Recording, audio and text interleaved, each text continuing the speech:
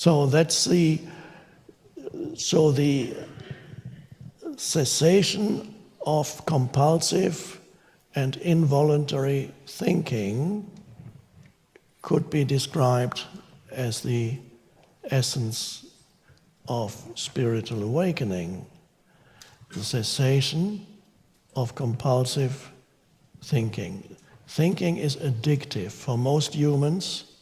Almost every human, except those that have started to disidentify from thinking, are addicts. And the greatest addiction is the addiction to thinking, not to fruitful thinking, not to creative thinking, not to thinking that actually solves problems, but to thinking that is futile, that is destructive, that instead of solving problems, creates problems, thinking that creates anxiety, that creates fear, that creates grievances, that creates regret, that creates all kinds of dysfunctional states, that creates enemies because it's egoic thinking.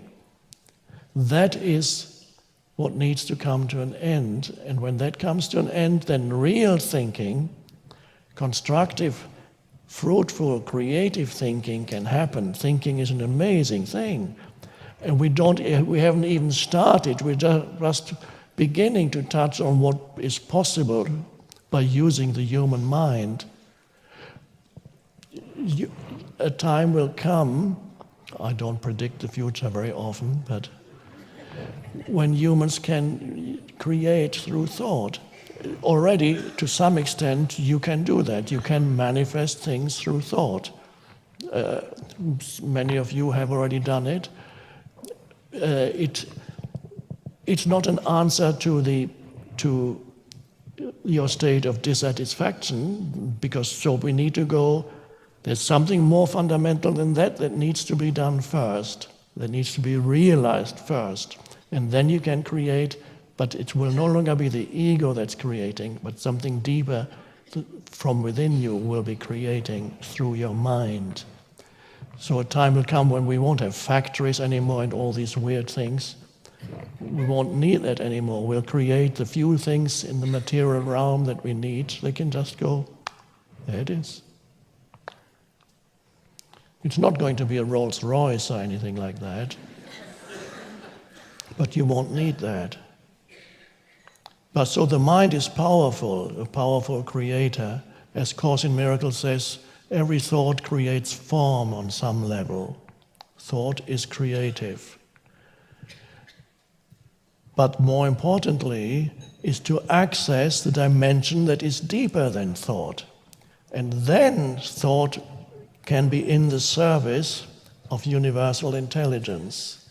And then you are the intermediary. You are that through which universal intelligence creates. Your mind is that through which universal intelligence creates.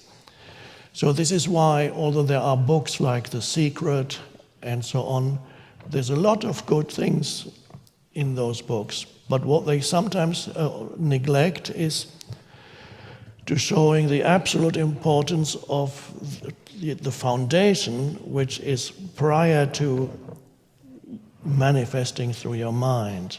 The foundation is finding the fulfillment of the essence of who you are and the fulfillment of your life, not by projecting, by thinking, when I achieve this, I will be fulfilled. Because no matter what you create, if you haven't gone, and your ability to create is limited anyway, but yes, you can create as an ego too, although the ability is limited.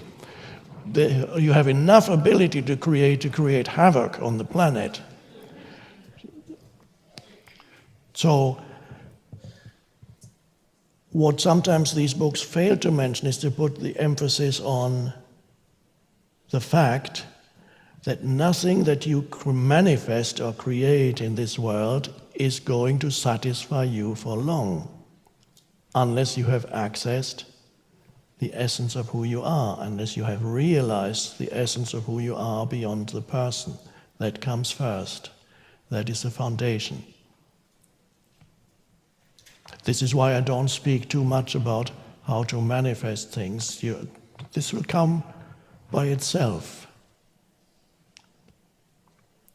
So, the cessation of thinking is something that you need to invite into your life, not by suppressing thinking, but by letting go of resistance.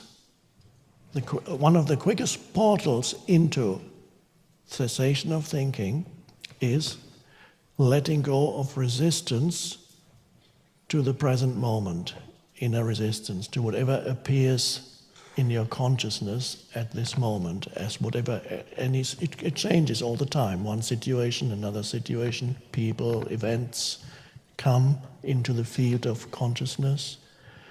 And as we mentioned the other day, most humans are in an almost continuous state of not wanting what is, or rather wanting something else that seems to be more important at some future point. And we need to recognize the dysfunction of that state of consciousness. And one of the greatest spiritual practices is what I call to make the present moment your friend. To make the present moment your friend is to say yes internally to whatever arises in this moment.